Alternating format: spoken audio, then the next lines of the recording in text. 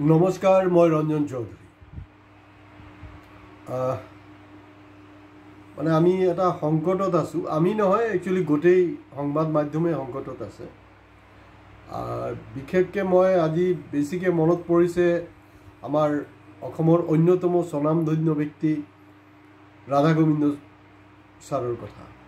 তো তেওঁ যোনটো দেশ স্বাধীন হোৱাৰ আগতে মানে সংবাদ মাধ্যম সম্পৰ্কে যোনটো মানে তেওঁৰ চিন্তা, তেওঁৰ যোনটো সপোন, এই সপোনটো মানে একদম হেৰি হৈ যাব নেকি, মানে কোনোবাই তাৰ ওপৰত বুলডোজাৰ চলাবলৈ চেষ্টা কৰি আছে নেকি। আমি এই বিষয়টোলৈ আলোচনা কৰিম। আৰু আজি আপোনালোকক মই এটাই ৰিকুৱেষ্ট, মই সদায় কৈ থাকোঁ যে মই সদায় মানে খুব দীঘলীয়া ভিডিঅ' নকৰোঁ, চেষ্টা কৰোঁ ছুটিকৈ কৰিবলৈ। সজাগ মানুহে, সচেতন মানুহেতো আমাৰ এই ইউটিউববিলাক চাই আছে। আৰু বিশেষকৈ অকল ট্ৰিবিউন গোষ্ঠী বা দৈনিক অসম বুলি নহয়, সংবাদ জগতৰ লগত প্ৰতিজন সাংবাদিক কৰ্মচাৰী এই ভিডিঅ'টো সম্পূৰ্ণ আপোনালোকে চাবলৈ চেষ্টা কৰিব আৰু কমেণ্ট বক্সত গৈ কমেণ্ট দিবলৈ চেষ্টা কৰিব। মই সেইটো কাৰণে ক'ব খুজিছোঁ, যদি নাচায়, মই আপোনালোকক কিন্তু হেৰি কৰা নাই দেই, মানে মই দুৰ্বাশা মুনি নহয়, মই কোনো অভিশাপ দিবলৈ খোজা নাই, কিন্তু সজাগ আৰু সচেতন কৰিবলৈ খুজি আছোঁ যে মানে মা সৰস্বতী হওক বা আমাৰ বিশ্বকৰ্মা বাবাজী হওক, মাফ নকৰে। কাৰণ পেপাৰ ইণ্ডাষ্ট্ৰীৰ লগত এই দুটাৰ এটা ওতঃপ্ৰোতভাৱে সম্পৰ্ক আছে। অৰ্থাৎ এই আমি মানে অমৃতকালত নিশ্চিতভাৱে যে ৰাধা গোবিন্দ ছাৰ ডাঙৰীয়া কেতিয়াও ভবা নাছিলে যে ভাৰতবৰ্ষত এনেকৈ এটা অমৃতকাল আহিব, আৰু যোনটো অমৃতকালত মানে সংবাদ মাধ্যম চবতকৈ বেছি আক্ৰান্ত হ'ব, সাংবাদিক আক্ৰান্ত হ'ব। তেওঁ হয়তো সপোনো দেখা নাই, কিন্তু এতিয়া হৈ আছে। তো ইতিমধ্যে অলপকৈ আজি 2 বছৰমান হ'ল এটা বজাৰত এটা হাৱা আছে, এটা চৰ্চা হৈ আছে যে আছাম ট্ৰিবিউন গ্ৰুপ, দৈনিক অসম বিক্ৰী হৈ যাব। আৰু তাৰ কাৰণে এটা নেৰেটিভ সৃষ্টি কৰা হৈছে, না ট্ৰিবিউন প্ৰফিটত আছে, ট্ৰিবিউনক লৈ কোনো সমস্যা নাই, ট্ৰিবিউন কিনিবলৈ বেপাৰী ৰেডি হৈ আছে, কিন্তু দৈনিক অসম কিনিবলৈ ৰাজি নহয়। প্ৰথম কথাটো হ'ল যে ট্ৰিবিউন গোষ্ঠী অৰ্থাৎ আছাম ট্ৰিবিউন আৰু দৈনিক অসম লছত নাই। আৰু মই এথিকেল জাৰ্ণালিজমত বিলিভ কৰোঁ, যিটো নেকি এতিয়া আপুনি খুব কমেই পাব। এথিকেল জাৰ্ণালিজম বুলি মানে বিষয়টো নাইকিয়া হৈ গৈছে।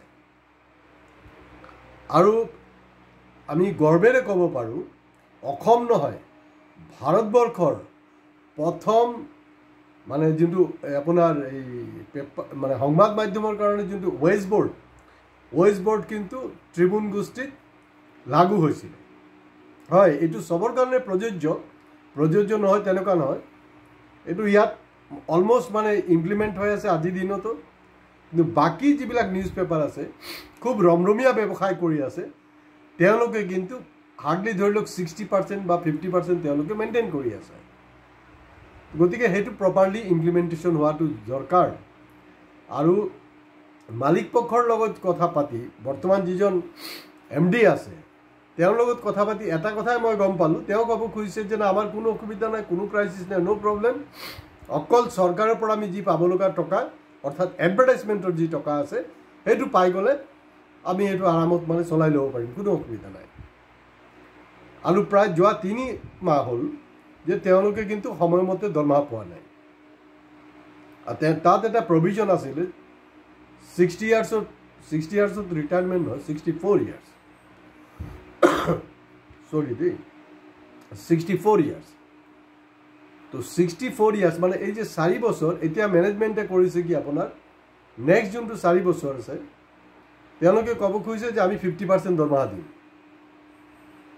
এয়াও এটা মানে ভায়লেশ্যন হৈ আছে, এইটো কৰিব নাপায়। আৰু এই গোটেই যে ছিষ্টেমটো আজি এনেকুৱা এটা যে পৰ্যায় গৈ পাইছে, সেইটোৰ কাৰণে সম্পূৰ্ণ কিন্তু মই মেনেজমেণ্ট বুলি নহয়, একজেক্টলি মেনেজমেণ্টৰ মিছমেনেজমেণ্ট আৰু কিছুমান ধান্দাবাজ মানুহ, কিছুমান দালাল মানুহ তাত কিন্তু সোমাই আছে। আৰু এটা নেৰেটিভ গোটেই হেৰি কৰা হৈছে যে ট্ৰিবিউন কিনিবলৈ ৰাজি আছে, দৈনিক অসমক লৈ সমস্যা।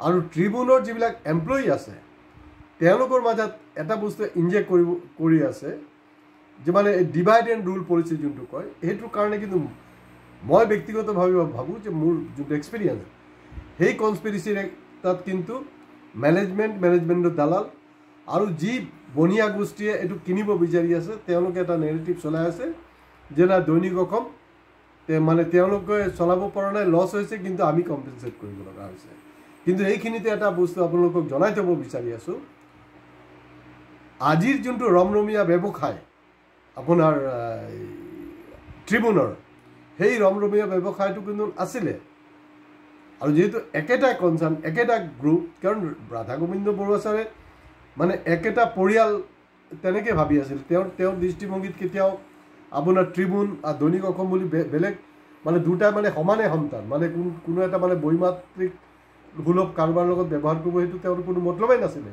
সপোনো নাছিলে কিন্তু এনেকুৱা এটা নেৰেটিভ ক্ৰিয়েট কৰা হৈছে ডিভাইড এণ্ড ৰুল পলিচি যে তেওঁলোকৰ কাৰণে আমি ভুগিব লগা হৈছে এটা সময়ত কিন্তু আপোনাৰ দৈনিক অসমৰ যোনটো ব্যৱসায় চাৰ্কুলেশ্যন সেইটোৰ ওপৰত নিৰ্ভৰ কৰি কিন্তু আপোনাৰ তেতিয়া ট্ৰিবিউনৰ এমপ্লয়ীবিলাকে দৰমহা পাতি বা বাকী সা সুবিধা পাই আছিলে তেতিয়া কিন্তু কেতিয়াও কোনো মানে হেৰিয়ে দৈনিক অসমৰ মানুহে কিন্তু কোৱা নাই যে আমি কাম কৰি আছোঁ আমাৰ কাৰণে তোমালোকে দৰমহা পাতি পাই আছা এইটো এটা জাষ্ট নিজৰ মাজত ক্লেছ সৃষ্টি কৰাৰ কাৰণে এই কাৰবাৰটো কৰি আছে কিছুদিন হ'ল মানে বছৰে হ'ল বুলি ক'ব পাৰোঁ হিতেশ ডেকা ডাঙৰীয়া তেওঁ নতুনকৈ দায়িত্ব লৈছে তো হিতেশ ডেকা ডাঙৰীয়া তেওঁৰ সম্পৰ্কে মই খুব বেছি ক'বলৈ মানে নোখোজোঁ কিন্তু এটাই মই ক'ম তেওঁ মানে কিমান মানে ভাল মানে মেনেজমেণ্ট কৰিব পাৰিব কি সেইটো মই নাজানো but he is a very good administrator তেওঁৰ যোনটো বেকগ্ৰাউণ্ড আৰু যোৱা সময়ছোৱাত আমি দেখিছোঁ যে হিতেশ ডেকা ডাঙৰীয়া তেখেতে এই যে গতানুগতিকভাৱে যে দৈনিক অসমখন যেনেকৈ চলাব বিচাৰি আছিলে তেনেকৈ তেওঁ ৰখা নাই তেওঁ কিন্তু অলপ চেঞ্জ আনিছিলে মনোটনাছকৰণে চেঞ্জ আনিছিলে হয় খালি এটা ডাঙৰ প্ৰব্লেম হৈ আছিলে যিকোনো নিউজ পেপাৰৰ প্ৰথম হেৰিটো হ'লগৈ যে আপোনাৰ ফ্ৰণ্ট পেজ কি আছে আৰু ছেকেণ্ড ইম্পৰ্টেণ্ট আৰু কিছুমান ক্ষেত্ৰততো যেনেকৈ মই নিজেও ব্যক্তিগতভাৱে বহুত পেপাৰৰ নিউজ পেপাৰ মই ফ্ৰণ্ট পেজ নাচাওঁৱেই ডাইৰেক্ট এডিটৰিয়েল পেজত চাওঁ এডিটৰিয়েল কলম কি আছে এডিটৰিয়েল পেজত কাৰ আৰ্টিকেল আছে কি আছে কাৰণ সেইটোতে এটা তাৰ ৰেংকিংটো গম পোৱা যায় মই একদম first page to last page পঢ়িবলৈ সময় নাই আৰু মই নপঢ়োঁ কিন্তু হিতেশ ডেকা ডাঙৰীয়া সেইটোক এটা পৰিৱৰ্তন কৰিবলৈ চেষ্টা কৰিছে মই নাজানো তেওঁ কিমানটো ছাকচেছ হ'ব নহ'ব আৰু তাতকৈও গৰ্বৰ কথাটো হ'ল যে এই যে শ্ৰমিক সংগঠন হিচাপে ট্ৰিবিউন গোষ্ঠী মই কৈ আছোঁ যিটো সময়ত মানে অসমত ট্ৰেড ইউনিয়ন গঠন মানে কল্পনা বহুত কম শ্ৰমিক সংগঠনে বহুত কম শ্ৰমিকে চিন্তা কৰি আছিলে সেইটো সময়ত কিন্তু Tribune Assam Tribune employees union যদি মোৰ নাম ভুল নহয় আসাম ট্ৰিবিউন এমপ্লয়িজ ইউনিয়ন মানে তাত কিন্তু ট্ৰিবিউন নহয় তাত দৈনিক অসমো সোমাই আছে আৰু তেওঁলোক প্ৰায় এতিয়া 70 বছৰ হ'বলৈ হৈছে ইমান পুৰণা এক নম্বৰটো ইমান পুৰণা প্ৰতিষ্ঠান তাতকৈও মানে অসমৰ এটা পুৰণি শ্ৰমিক সংগঠন আৰু শ্ৰমিক সংগঠন তাৰ এক্টিভিটিজ থকাৰ কাৰণে এতিয়ালৈকে জীয়াই আছে কিন্তু হয়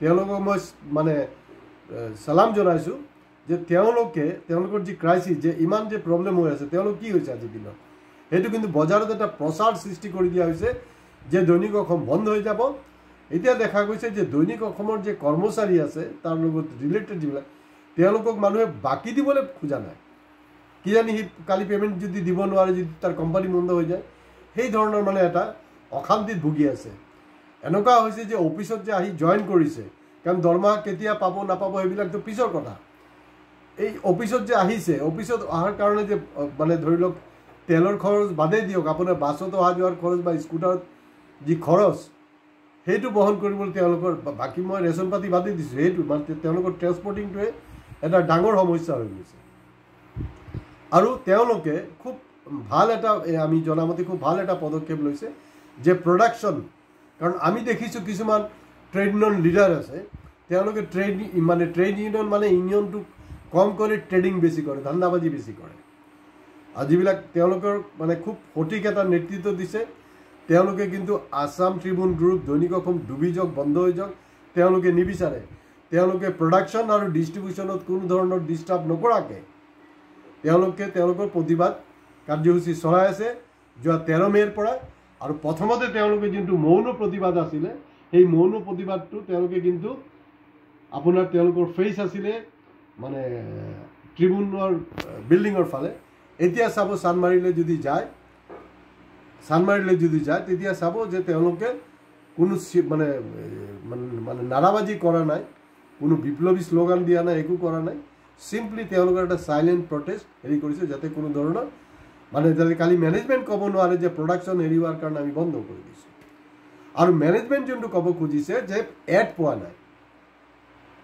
ইয়াত মোৰ এটা বহুত ডাঙৰ প্ৰশ্ন, মই নাম নাজানো কোন হয়, এই যে আপোনাৰ এই সংবাদ গোষ্ঠী যিবিলাক আছে, যেনেকৈ জাৰ্ণালিষ্টবিলাকৰ ইউনিয়ন আছে বা ট্ৰিবিউনৰ এটা ইউনিয়ন আছে, ঠিক তেনেকৈ যিমান আপোনাৰ পেপাৰ হাউচ আছে, নিউজ পেপাৰ হাউচ আছে, তেওঁলোকৰো এটা কিন্তু মালিকবিলাকৰ এটা সন্থা আছে। তো মালিক সন্থাৰ এই প্ৰেচিডেণ্ট, সভাপতি বা ডাঙৰ ডাঙৰ মুৰব্বীবিলাক এইটো সময়ত কি কৰি আছে? আৰু ট্ৰিবিউন গোষ্ঠীৰ যোনটো প্ৰতিবাদ কৰি আছে, তেওঁলোকৰ যোনটো সংকটত আছে, এই মুহূৰ্তত মই ভাবোঁ একজন দায়িত্বশীল মানুহ হিচাপে বাকী সংবাদ মাধ্যমৰ লগত যিসকল জড়িত, কমচে কম গুৱাহাটীত যিখিনি মানুহ জড়িত আছে, তেওঁলোকে তাত এটা ছলিডাৰিটি প্ৰকাশ কৰাটো উচিত, অহা উচিত। নহ'লে কালি যে তেওঁৰ সংবাদ মানে প্ৰতিষ্ঠানটো বন্ধ হৈ যাব তাৰতো কোনো গেৰেণ্টি নাই। আৰু তাতকৈ দুখৰ কথা, মালিকৰ আৰ্গুমেণ্টেলৈ আহোঁ, মই এতিয়া কৈ আছোঁ যে আৰামত এইটো ৰিভাইভ কৰিব পাৰে। It can be a profitable organisation, তাত কোনো সন্দেহ নাই। আৰু এডৰ যে পইচা পোৱা নাই সেইটোক লৈ এটাই মোৰ প্ৰশ্ন প্ৰধানমন্ত্ৰী আৰু মুখ্যমন্ত্ৰীলৈ। ঠিক আছে, আপোনালোকে বাৰু এড দিছে, ট্ৰিবিউন গোষ্ঠী নহয়, চব পেপাৰতে দি আছে, ফুল পেজ, যিটো কোনো প্ৰয়োজন আছে নাই মই সেইটো ক'বলৈ যোৱা নাই। আৰু এড দিওঁতে দেখা গৈছে যে এডৰ আগৰ যোনটো ৰেট আছিলে, এতিয়া যি মূল্য বৃদ্ধি হৈছে, সেই মূল্য বৃদ্ধিৰ লগত সংগতি ৰাখি তেওঁলোকে সেই ৰেটটো বঢ়াব লাগিছিলে। কাৰণ এই পুৰণা ৰেটৰ এডৰ ৰেটত আজিৰ দিনত কোনো পেপাৰ ইণ্ডাষ্ট্ৰী ছাৰ্ভাইভ কৰাটো সম্ভৱেই নহয়। আৰু তেওঁলোকে যে ফুল পেজ এড দিছে, য'ত নেকি প্ৰধানমন্ত্ৰী আহি আছে, কেতিয়াবা মুখ্যমন্ত্ৰী আহি আছে, কেতিয়াবা কোনো মন্ত্ৰী আহি আছে। অৱশ্যে মন্ত্ৰীবিলাকৰতো কাম নাই, এতিয়া প্ৰধানমন্ত্ৰী আহিব নহ'লে মুখ্যমন্ত্ৰী আহিব। এই যে হাঁহি থকা ফটো আমি যে চাইছোঁ, এই হাঁহি থকাৰ ফটোৰ কাৰণে তেওঁলোকে পইচা পোৱা নাই। আৰু আমাৰ শ্ৰমিক কৰ্মচাৰী, পেপাৰ ইণ্ডাষ্ট্ৰীৰ লগত জড়িত মানুহবিলাকে যে জ্বলা গোলা খাইছে, এইটো সাধাৰণ পাঠক, অসমৰ সচেতন ৰাইজ এইটো জনা উচিত। আজি ইয়াতে শেষ কৰিছোঁ, কিন্তু আমাৰ চেনেল ছাবস্ক্ৰাইব কৰিবলৈ নাপাহৰিব। বিশেষকৈ সংবাদ কৰ্মীসকলক মই ৰিকুৱেষ্ট কৰিছোঁ, আপোনালোকে এই ভিডিঅ'খন চাব, এইটো বেছিকৈ বেছি শ্বেয়াৰ কৰিব, নহ'লে বিপদ কিন্তু আপোনালোকৰ ওচৰলৈ আহিছে। যেতিয়া ফুল বিপদ আহিব তেতিয়া কিন্তু আমি এপিছ'ড বনাবলৈ নাই। নমস্কাৰ।